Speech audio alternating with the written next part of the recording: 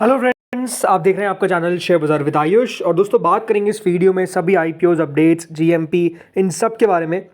दोस्तों आज से आपको पता ही है ओखला इंडिया आईपीओ की शुरुआत हो चुकी है। तो फिर से दोस्तों आईपीओ मार्केट के अंदर आपको एक्शन जो है वो आज से शुरू होता हुआ दिख चुका है।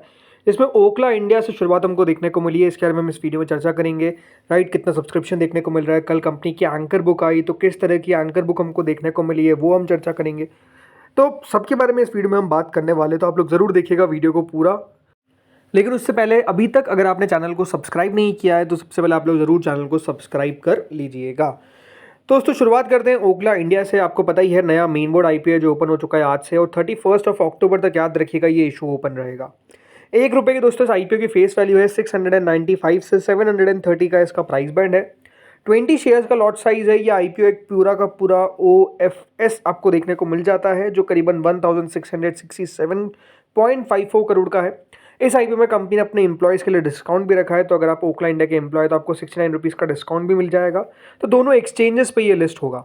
दोस्तों सबसे पहले तो हम कल कंपनी की जो एंकर बुक आई उसके बारे में बात करते हैं। तो दोस्तों कल कंपनी ने लगभग 500 करोड़ रुपए रेस करे from their anchor investors. Right, जो 1668 करोड़ का इशू है उसमें से 500 करोड़ रुपए रेस करें एंकर इन्वेस्टर्स से। अब कौन कौन से निवेशक हमको आते हुए देखने को मिले, ये अपने आप में सबसे महत्वपूर्ण बात है। तो दोस्तों इसके अंदर जो नाम हमको आते हुए देखने को मिले हैं, इसमें देखिए institutional investors like Nippon Life India, Aditya Birla Sun Life AMC, Ashoka White Oak, Nomura funds, government pension fund, Jupiter global fund, Pine Bridge global fund, Baroda BNP Paribas mutual fund, LIC mutual fund and Edelweiss. यानी अगर आप देखेंगे तो जो institutional investors हैं उनमें काफ़ी अच्छे नाम हम कह सकते हैं पार्टिसिपेट करते हुए नजर आए, इसमें कोई दो राय नहीं है।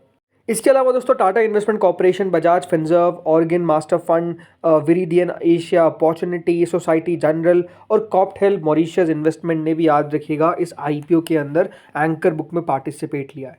तो आई थिंक एक अच्छी एंकर बुक आप कह सकते हैं, एक गुड एंकर बुक आप कह सकते हैं। किसी भी लिहाज से इस एंकर बुक को खराब तो बिल्कुल भी नहीं कहा जा सकता, बल्कि अच्छा ही कहा जाएगा। बिकॉज अच्छे नाम हमको देखने को मिल गए। एलआईसी आपको आता हुआ देखने को मिल रहा है, कॉप्टेल मॉरिशस आपको आता हुआ देखने को मिल रहा है, सोसाइटी जनरल का आपको नाम देखने को मिल जाता है, टाटा इन्वेस्टमेंट का नाम आपको देखने को मिल जाता है। तो ये अपने आप में काफ़ी बढ़िया एंकर बुक आप कह सकते हैं ओवरऑल हमको देखने को मिली है। ठीक है, अब अगर बात करें अभी तक के सब्सक्रिप्शन के बारे में, वैसे तो ये बात ध्यान रखिएगा आज का जो फर्स्ट डे का सब्सक्रिप्शन है वो हम 5 बजे डिटेल वीडियो आ जाएगा, जिसमें हम ये आपको बताएंगे कि कितना सब्सक्राइब होता हुआ देखने को मिला है विद इन फर्स्ट डे। तो वो वीडियो तो बहुत ही महत्वपूर्ण रहता है, बिकॉज सब्सक्रिप्शन समझना बहुत ज़रूरी है आईपीओ के अंदर। बिकॉज वही दिखाता है कि डिमांड किस तरीके की देखने को मिल रही है उस इशू को लेकर। तो वो वीडियो आ जाएगा। लेकिन अभी कितना सब्सक्रिप्शन आ रहा है चलिए आपको बताता हूँ। तो देखिए क्यूआईबी कैटेगरी की तरफ से आप कह सकते हैं कोई भी पैसा अभी तक लगाया नहीं गया है, बहुत कम लगाया गया है। मतलब अगेन वो 1% भी नहीं होता है। इसके अलावा एचएनआई कैटेगरी 77% लगभग सब्सक्राइब हो चुकी है। एचएनआई की तरफ से अच्छा पैसा आप कह सकते हैं शुरुआत में लगाया जा रहा है, लगभग 192 करोड़ रुपीज़, जिसमें जो बिग एचएनआई वो 65%, स्मॉल एचएनआई 1.02 टाइम्स।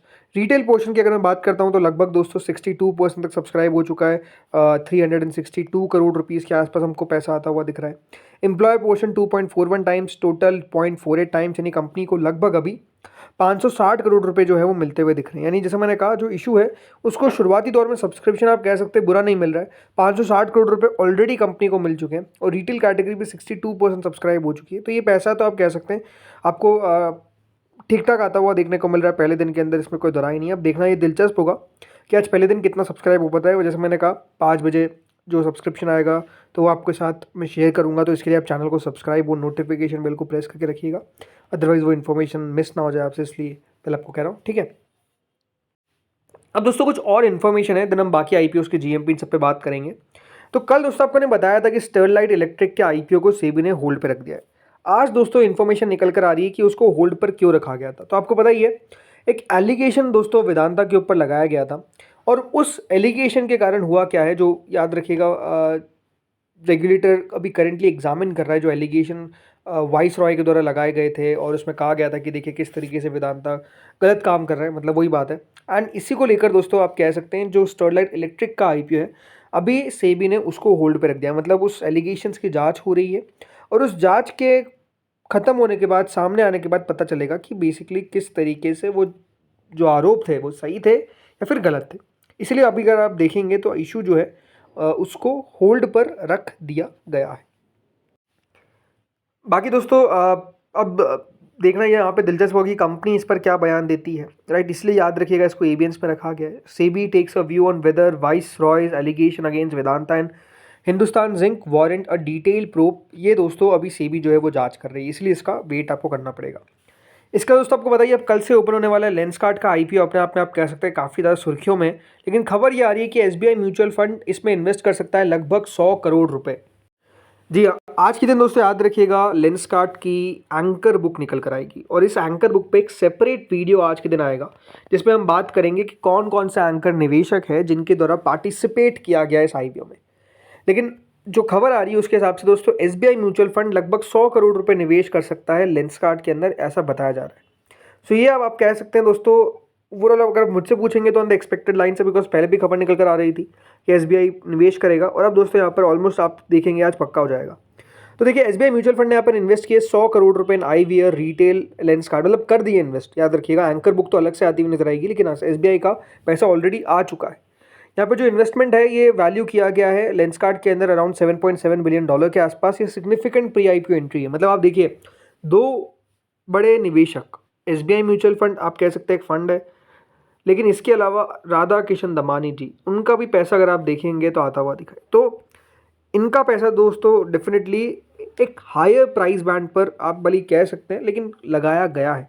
तो ये अपने आप में देखिए एक इंटरेस्टिंग बात है कि वैल्यूएशन को लेकर अपने आप में चर्चा आप समझ ही सकते हैं कितनी ज़्यादा है, बट स्टिल जो बड़ा फंड हाउस है या फिर आप कह लीजिए यहाँ पर राधा कृष्ण दीवानी जी है, उनके द्वारा तो पैसा जो है वो लगाया जा रहा है इस वैल्यू पर भी, राइट। तो अब इंटरेस्टिंग है, अब देखते हैं आज किस तरीके की इसकी एंकर बुक निकल कर आती है, कौन कौन से म्यूचुअल फंड्स होते हैं जो वहाँ पर पार्टिसिपेट करते हैं, कौन से ग्लोबल फंड्स होंगे जो वहाँ पर पार्टिसिपेट करेंगे, राइट। ये सारी चीज़ें देखना बहुत दिलचस्प होता है, राइट। तो इसलिए इसकी एंकर बुक भी बड़ी आएगी, तो उसके बारे में हम चर्चा भी जैसा मैंने कहा डिटेल में करेंगे।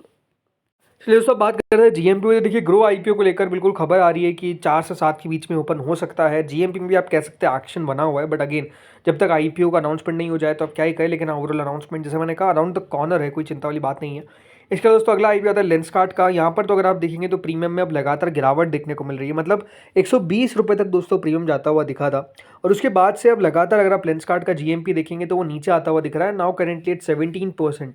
ये बात सही है कि दोस्तों सिर्फ लेंसकार्ट ही नहीं है जो नीचे जा रहा है, सभी नीचे आ रहे हैं। बट यहाँ पर आप कह सकते हैं वैल्यूएशन को लेकर अपने आप में ज़्यादा अभी बातें होती हुई नज़र आ रही है। देखना बहुत दिलचस्प होगा कि किस तरीके का रिस्पॉन्स इस आईपीओ को मिलता है। याद रखिएगा 7,278 करोड़ का इशू है जिसका 402 का प्राइस बैंड है, 37 शेयर्स का लॉट साइज है और ये आईपीओ 31 से 4 नवंबर तक ओपन रहेगा। देन स्टड्स एसेसरीज, ये आईपीओ भी याद रखिएगा ओपन होता हुआ दिखेगा 30 अक्टूबर से 3 नवंबर के बीच में, राइट। तो ये आईपीओ भी याद रखिएगा ओपन होने वाला है कल से 3 नवंबर तक ओपन रहेगा। लेंसकार्ट का आईपीओ 31 से ओपन होगा, तो इसके एंकर बुक माफ करिएगा कल नहीं परसों आएगी, राइट। हाँ तो मैं गलत बोल दिया, नहीं कल आएगी, राइट। सो आज तो स्टड्स एसेसरीज की एंकर बुक आएगी और कल दोस्तों एंकर बुक किसकी आएगी, कल आएगी लेंसकार्ट की और परसों से याद रखिएगा एक्शन में आएगा, तो कल हम डिटेल में बात करेंगे। बाकी 55 रुपये का दोस्तों याद रखिएगा प्रीमियम चलता हुआ दिख रहा है। इंटरेस्टिंग बात आप देखिए 85 का प्रीमियम था जो अब घट घट के कितना हो चुका है 55। तो यहाँ पर भी एक लगातार गिरावट देखने को मिल रही है। 30 अक्टूबर से 3 नवंबर तक याद रखिएगा ओपन होगा इशू, करीबन 455 करोड़ का है।